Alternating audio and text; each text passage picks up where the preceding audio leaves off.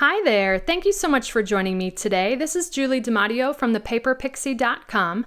I'm an independent Stampin' Up! Demonstrator in the US, and in this video tutorial I have a wonderful gift card and hand cream gift box for you. It's a 2-in-1.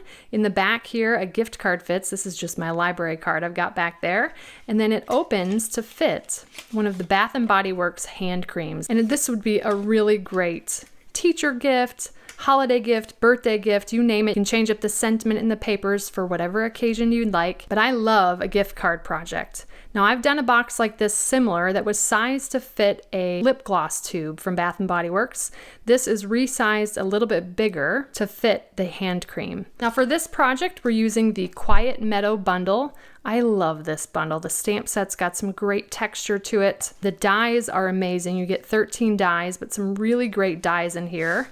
Especially love this label piece. It's got the scallops and the stitching, and we use the butterfly on this project. And I've paired it with the Harvest Meadow Designer Series paper. So Quiet Meadow is in the annual catalog, the Harvest Meadow is in the mini catalog, but these go together really well. And I love the combination of the Calypso Coral with the Misty Moonlight for a really beautiful fall themed project. So let's go ahead and get started. We're going to start with a piece of Misty Moonlight cardstock that measures 7 3/8 inches by 6 3/4 inches, and along the 7 3/8 inch side we're going to score this at 1 1/8,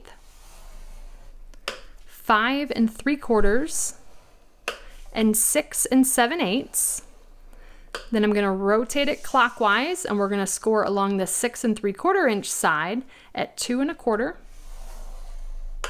3 3/8, 4 1/2, and 5 5/8. While I'm here, I'm also going to score at 1 1/8, but only down to that first score line. So I've got that really short score line there. Next, I'm going to fold and burnish on the score lines that go all the way across the paper. All right, so bringing in the template here, I've got my larger section here at the top and the smaller section at the bottom. We've got the little 1/2 inch section along the left side.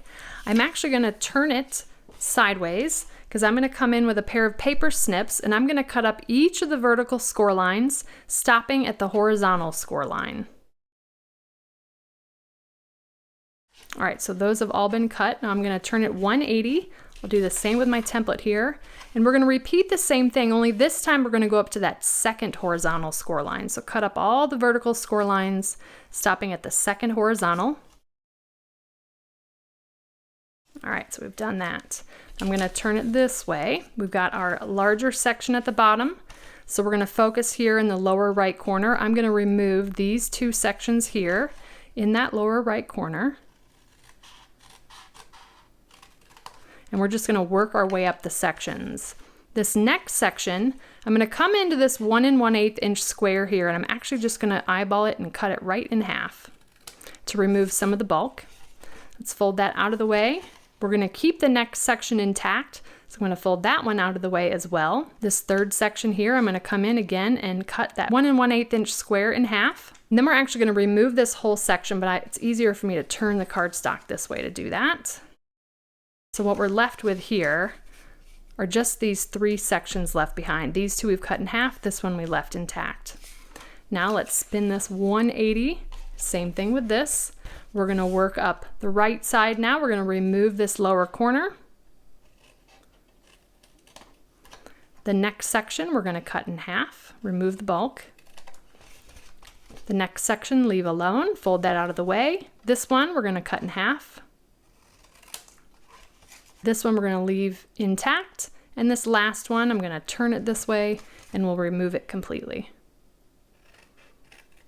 All right, so we've got 4 sections left behind here. Now the next easiest step is to look at these little half tabs, and I'm going to come in and miter cut all 4 of them.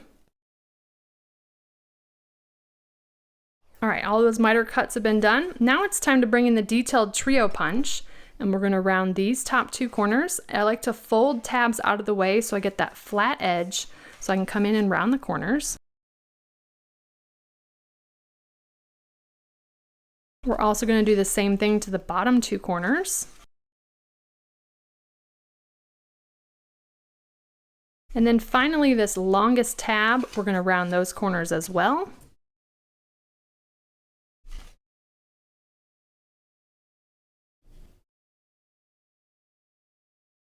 All right, now you'll see we have a series of finger notches here. We're going to wait to put those in until after we've adhered the designer series paper. So let's bring in the Harvest Meadow designer series paper. I have one piece that measures 2 1/8 by 4 1/2. If your paper was directional, you want to cut that in landscape. And then I have 3 pieces that measure 1 inch by 4 1/2 inches. Again, these would be in landscape if you've got a directional pattern. Now we're going to take one of the 1 inch pieces and the 2 1/8 inch piece, bringing in the detailed trio punch, and I'm going to round the top 2 corners of each of them.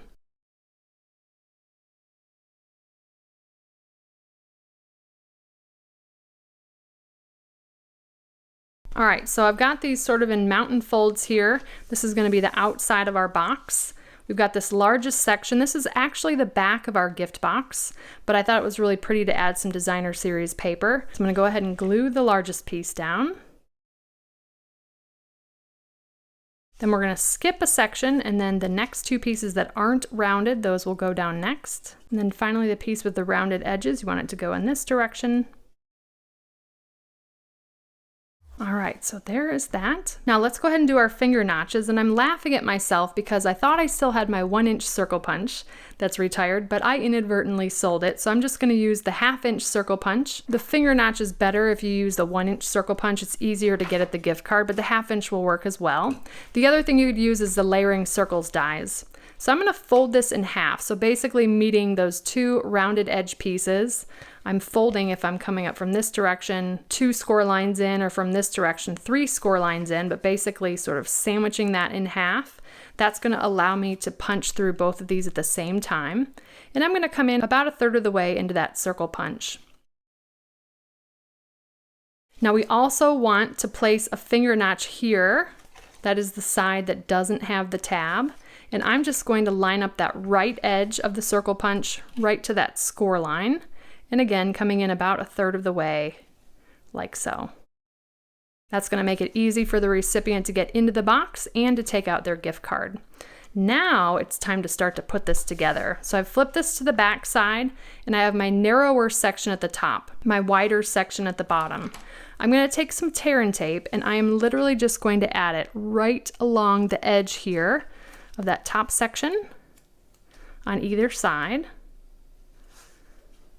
I just want to show you the gift card's going to slide in this way. So you just want to make sure if you're using liquid glue or a different kind of tape that it's not going to get in the way of the gift card. You've got quite a bit of clearance here. Go ahead and remove that backing. If you've got any tear and tape where you don't want it, just fold it back on itself. And again, if we've got the tear and tape here at the top, I'm going to fold on the second score line from the bottom and just line those right up.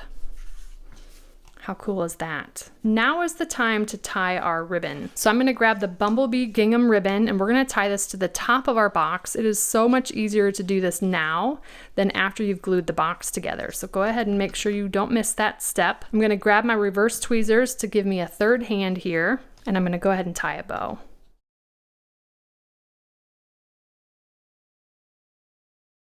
I also recommend grabbing a mini glue dot, and we'll hide that behind the knot, and that's going to hold that bow in place. All right, now we can put this together.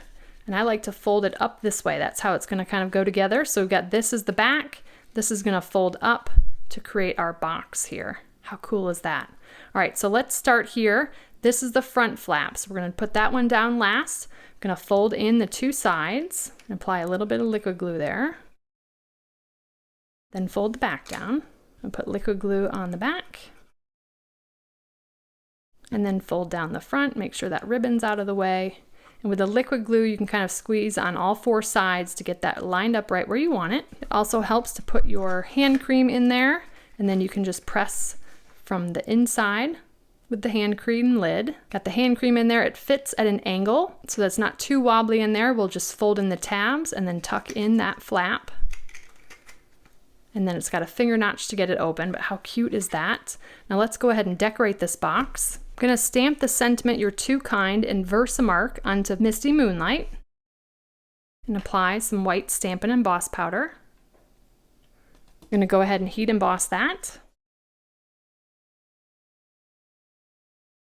Then I'm going to die cut this with this label piece, but I'm going to put the sentiment off to the right because I want to leave room for our little butterfly piece. I'm going to take a Post-it note and hold that in place. And I'm going to go cut it with the Stampin' Cut and Emboss machine. I'll be right back. There we go. Now I've die cut this from Basic White, our butterfly. I'm going to fold right on either side of his abdomen there. I'm going to grab a trio of pearls. I'll just put a little bit of liquid glue on the back, and then we'll adhere that off to the left here. Grab a trio of dimensionals, place that off to the right side of the front of the box, fix our little butterfly, add our gift card, and there we have our hand cream gift card gift box featuring the Quiet Meadow bundle for a beautiful fall gratitude project. So thank you so much for joining me today. If you enjoyed this video, please give me a thumbs up, subscribe to my channel, and hit that bell icon so you don't miss my next video. If you're interested in purchasing any of the Stampin' Up! Products I used today, they'll be linked in the description. And I'll also include a link to my detailed blog post with all project measurements, details, and a picture of the template. I'd love to have you come visit me at thepaperpixie.com where I post projects to inspire you. And if you don't want to miss a thing, you can subscribe to receive blog updates via email, and you'll receive an email each time I publish a new post. You can shop with me anytime at thepaperpixie.com/shop. And if you're interested in a discount on your Stampin' Up! Purchases, the starter kit is the ultimate bundle, and it's a great way to fulfill your wish list for less. You can purchase the starter kit at thepaperpixie.com/join, and I'd love to welcome you to my team of Paper Pixies and the Stampin' Up! Family. If you don't already have a demonstrator and you'd like complimentary copies of our current catalogs, you can submit a catalog request at thepaperpixie.com/happymail. And if you give this project a try, I'd love to see what you made, so feel free to share it on social media with the hashtag #PaperPixie, and I'll be sure to check it out. Thanks again for watching. I hope you have a wonderful and blessed day. Take care. Bye.